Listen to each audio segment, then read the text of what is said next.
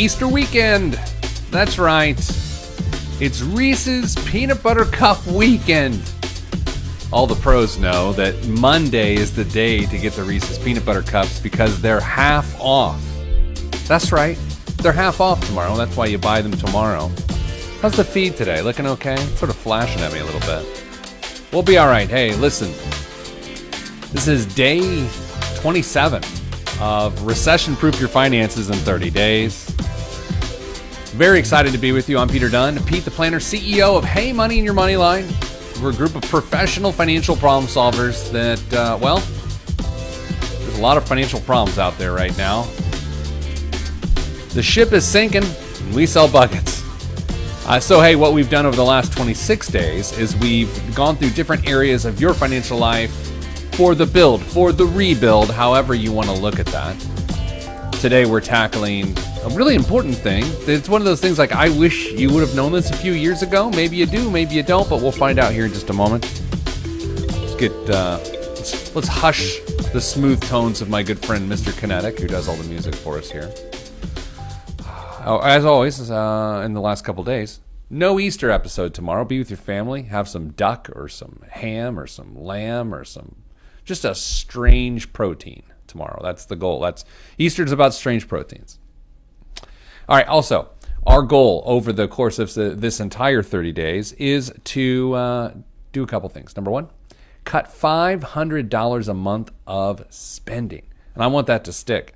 I don't want you to look up come September and that $500 has found its way back. We need to cut your spending, build some savings, and we've done a lot of that over the last 26 days. Next, we want you to press reset. Today, actually, is about pressing reset on how you save money.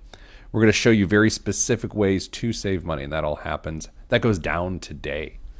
And then we're going to tell you how to stop guessing. We want you to stop guessing about your financial life and to actually know your numbers and to have a plan. I'm a little bit distracted today. I've got to admit, it's sort of sunny and nice outside my office windows here at home. And so we're going to do this thing today. And then I'm out. I'm going to go outside. I went fishing this morning, caught nothing, but it was fantastic because I wasn't in front of a computer for an entire hour. All right. If you need any help, you can actually even sign up for this today, and we'll be back with you with a 30-minute call on Monday. Go to callheymoney.com, and you can enter the offer code CHASE for a 10% discount, which makes it like $17 and change per month to have help from a certified financial planner or an accredited financial counselor. We love to help people, and we'd like to help you. All right. Day 27, it's all about getting buckets. If you're a basketball fan, you know what that means. If you're not a basketball fan, like my dear friend who writes the blogs for these and puts them on callheymoney.com/blog, she's like, what's getting buckets mean? Well, Jasmine, today we're talking about the savings buckets. You know that. You've seen that a million times.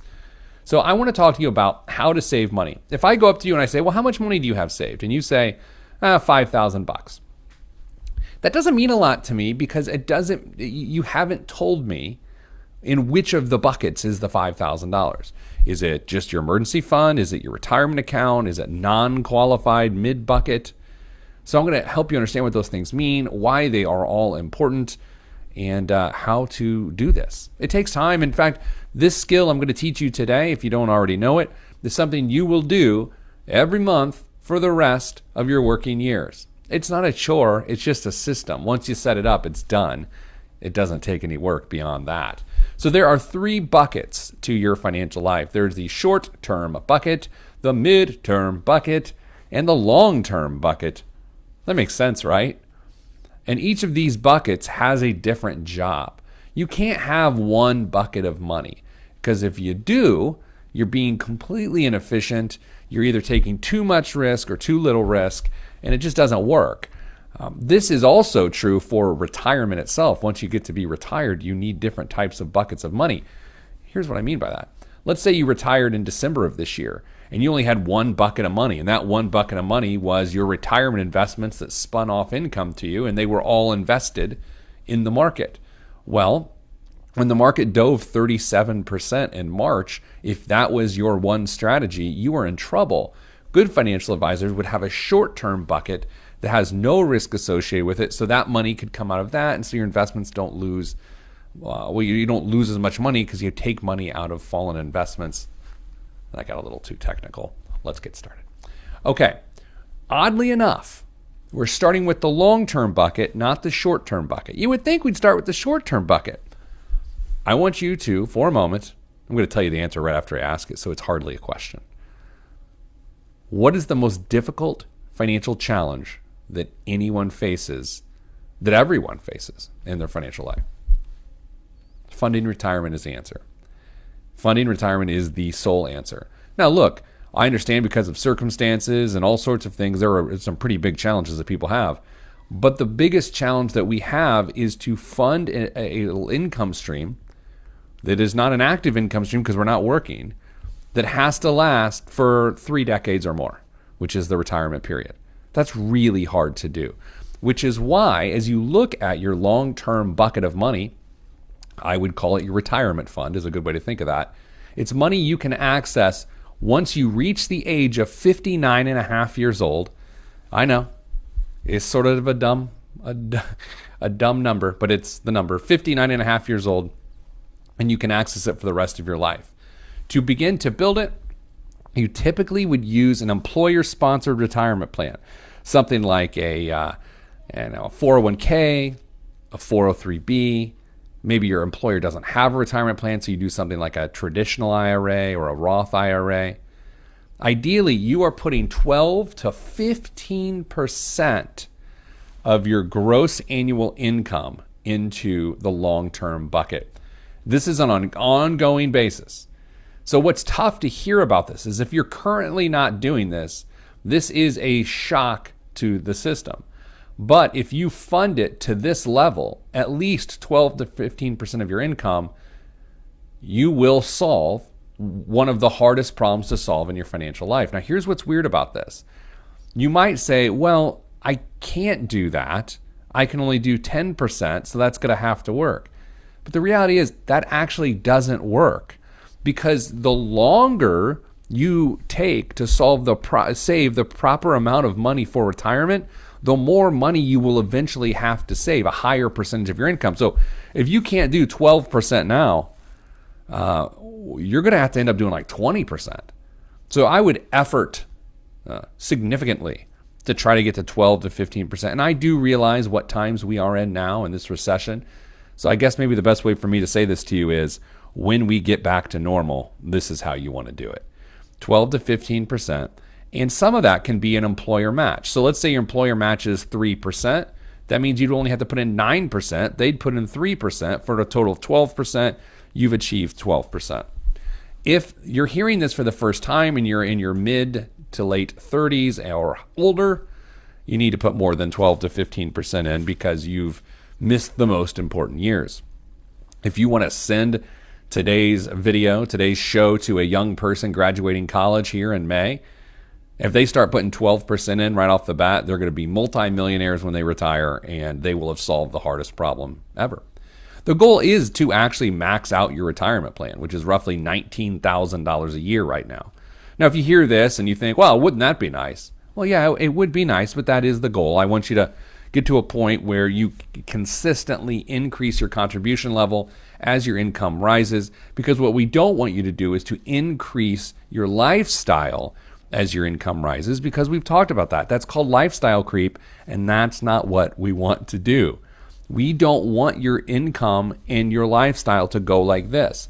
If your income's going up, your lifestyle needs to go like this, because then you can retire. All right.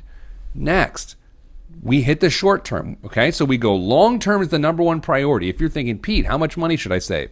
When I answer that question, I'm answering the long term first. Then we get to the short term. As we talked about during budgeting week, ideally you're spending about 10% or assigning 10% of your take-home pay towards savings or getting out of debt. Savings or getting out of debt. I want you to have in your short-term savings account, which I call your emergency fund, 3 months worth of expenses. This takes a while to do. And I don't want any risk to that money. I don't want you to put it in the market and put it into weird accounts. Just put it into a savings account or a money market account And the goal is to have 3 months. So it's going to look like this. You're going to, every time you get paid, before that paycheck hits your checking account, you will have saved into your retirement savings. Then it hits your checking account, and now it is your take-home pay. You need to shoot at least 10% off into your savings account until it has 3 months' expenses in it. So let's say your regular expenses are $2,500 a month. Keep saving 10% of your income into the savings account until it has $7,500 in it. When it has $7,500 in it, stop putting money in the short-term bucket. It is full. If you put any more in it, the money spills out and is wasted. Do not put more than 3 months' expenses in your emergency fund in a general economy, a general normal economy, right? Right now, yeah, arguably you probably want a little bit more than 3 months' expenses. But when we get back to normal, and we will get back to normal, stick it to 3 months. And you're wondering, okay, well, what do I do after that? Well, after that, you get to contribute to the midterm bucket. This is my favorite bucket. This is the exciting bucket. This is wealth. People talk about, well, do they have wealth? Is she wealthy? I don't know if I care about any of that, but I'll tell you this. I don't view anyone to have wealth unless they have a middle bucket.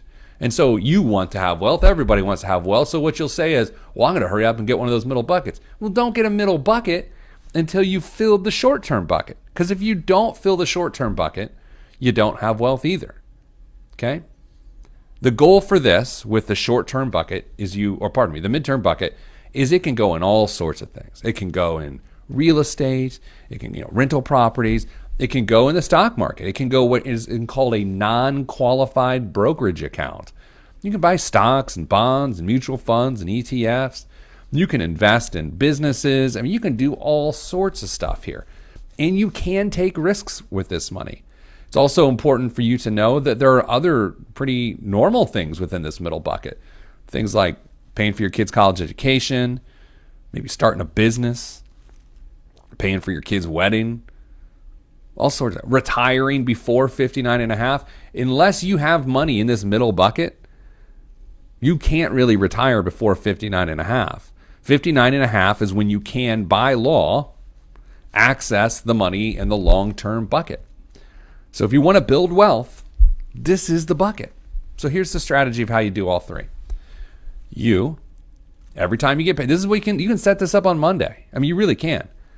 Try to get at least 12% of your income going towards long-term savings. It is the hardest thing in the world to do. And you can't solve that problem by ignoring the problem or saying to yourself, I'll solve it later. That defeats the whole purpose. If you try to say, well, I'll deal with that later, you make it harder. I'm not trying to be a tough guy, but that's the reality. You make it harder by waiting. Next, when your money hits your checking account, save 10% of it at least. If you don't have consumer debt, save 10% at least into your emergency fund until you've got 3 months set aside. This might take you over a year to do. It will. It honestly will. It might take you a year. Let's say you get a tax refund. Let's say they get the stimulus payment. Fill up your short-term bucket until it has 3 months expenses. And once it does, then you don't have to save that 10% anymore on a monthly basis toward the short-term bucket. You can save it towards the midterm bucket. Wesley asked, what expenses are included in your emergency fund? Fantastic question. Here's the thing. No one ever asked that question, but here's the answer. Wesley, I would consider your mortgage or rent payment. I would consider utility payments in there. Baseline food costs, right? It's not going to be one of those great steak months for you, but baseline food costs. And if you have other significant debt payments, like a car payment, student loan payment, something like that, I would say it's probably 80% of what most people's regular monthly expenses are. Because if you had an emergency, you're going to make some cuts, right? So about 80%. All right. Here's the thing. That's it for today. I just want you to understand this is how you build wealth. You have to have 3 buckets of money. Your long term, which is going to be a 401k or 403b or IRAs. Your short term, a boring savings account at your bank, or you can use online savings account too. I don't really care. And then the midterm bucket. The midterm bucket is wealth. The midterm bucket is the goal. And you get to it by doing the right things in the other one. At least 12% in long term, 3 months in short term, and then get the middle bucket. That's it. Y'all, we have 3 days left. Monday, a Tuesday, and a Wednesday. Have a wonderful Easter. Please spend time with your family. If you don't celebrate Easter, if you're of a different faith, fantastic. I hope you have a good Sunday too. I will be back on Monday. I think I'm going to try to talk Ted, my son, into wearing bunny ears for on Monday. He'll regret that someday, but you and I, we can enjoy it. All right, have a good weekend. If you need anything, go to callheymoney.com. You can catch all of the back episodes of this 30-day event. And thanks to Jasmine for putting all those together. So give her some love too. All right, everybody, have a good day.